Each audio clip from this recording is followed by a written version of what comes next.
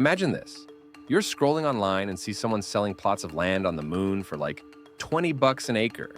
Sounds fun, right? But wait, could you plant a flag and call dibs? Who actually owns the moon? I would say some combination of both. I mean, traditionally speaking, certainly for an international area like the moon, it has always been states that set the rules. That is also the case for international law of the sea, for example, and for the law of Antarctica. And in many ways, outer space is a similar international area. Let's rewind to the Cold War era, when the US and Soviet Union were racing to the moon like it was the ultimate prize. Back then, everyone worried. What if one country claims it all? Enter the Outer Space Treaty of 1967, signed by over 100 countries, including the big players like the US, Russia, and China. This groundbreaking agreement basically says no one owns outer space. No nation can claim sovereignty over the moon or any celestial body. It is for peaceful exploration only, and it is the property of all humankind. Back in 1967, the two superpowers, the Soviet Union at the time and the United States, who were in a Cold War and were very much competing politically and economically on Earth, they both agreed to try and keep space out of this competition. So for many decades, the Outer Space Treaty certainly contributed, even if it was not the only reason, it contributed to the maintenance of peace in outer space. The Outer Space Treaty does not ban private companies from going there. It just says nations cannot own it. So if Elon Musk or Jeff Bezos lands on the moon, they can't declare it Musklandia. The faster you go, the more opportunities there are. It's a more dynamic sector. But if your primary concern is environmental protection in space, then you kind of go slow. And so you get a tension there between fast space and slow space. Ultimately, I think we have to come to terms with the fact that the Earth and the Moon are part of one system. And in the long term, we can't have comprehensive protection of the lunar surface in all respects. Some utilization is going to occur, and it probably should occur. There are only compromises, and some of the compromises will be good, and some of the compromises will be bad. The more players there are, the more pressure that brings upon the lunar surface. In 1979, the Moon Agreement tried to go further, saying no one, governments or private folks, can own lunar resources while they are still in place. But guess what? Only 17 countries signed it, and none of the major space powers like the US or China did. So it is kind of like that one rule everyone ignores at a party. Okay, that's the past. But what about now in 2025 with all these new missions? Space law is still based on those old treaties from over 50 years ago. No updates have changed the big rule. No country owns the moon. It is like international waters, free for exploration, but you cannot fence it off. We are witnessing a large measure of commercialization and privatization of many space efforts, which means that in practice, they will somehow be more important in devising new rules. If you talk about the moon, part of the issue is that when in 1967 the first major space treaty was announced, it wasn't clear whether humanity would at all be able to go to the moon. That of course happened 2 years later, in 1969 for the first time. There was not a real interest or an ability to draft very detailed rules. The US led the Artemis Accords in 2020, which built on the Outer Space Treaty. As of November 2025, 60 countries have signed on. These accords promote safe, transparent space ops, like sharing data and avoiding interference. They also say you can extract and use lunar resources like water ice for fuel as long as it's sustainable. China and Russia are not signatories. They are pushing their own international lunar research station, which could lead to a kind of space rivalry.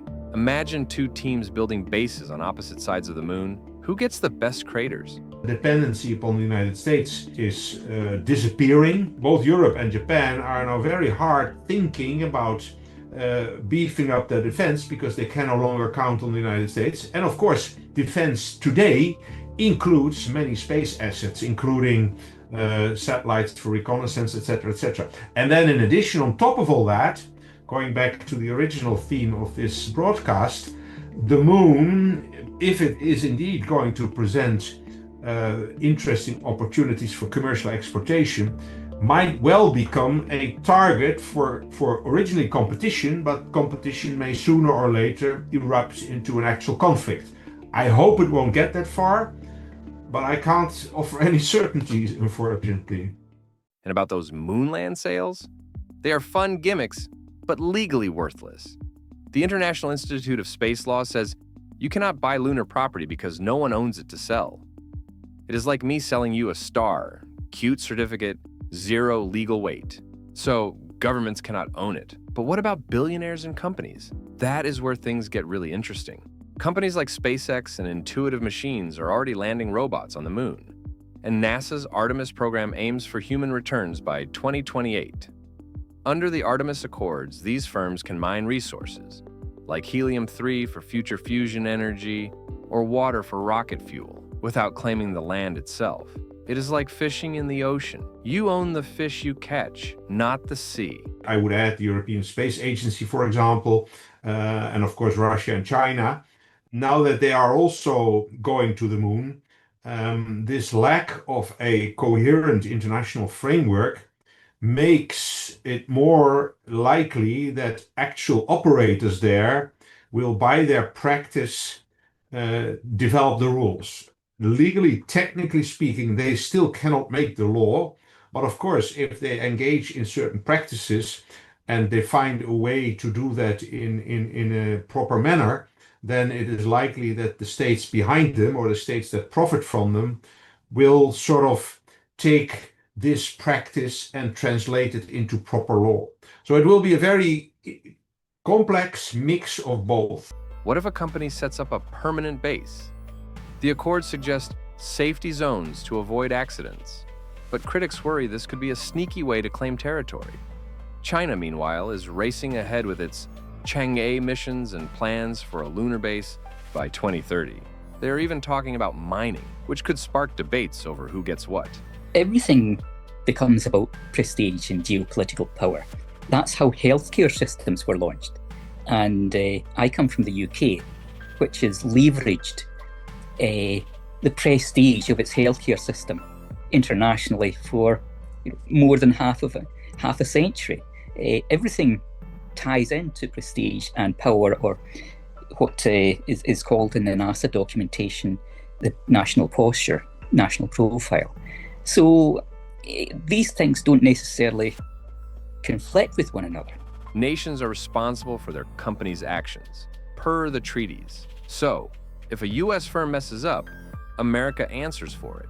This keeps things in check. But with more players, like India, Japan, and even startups, we need new rules to prevent a Wild West in space. The Wild West was dangerous, but space is super dangerous. And it's not classic colonial expansion. There's nobody there to colonize. The big players with most power want to use that to leverage advantage to themselves.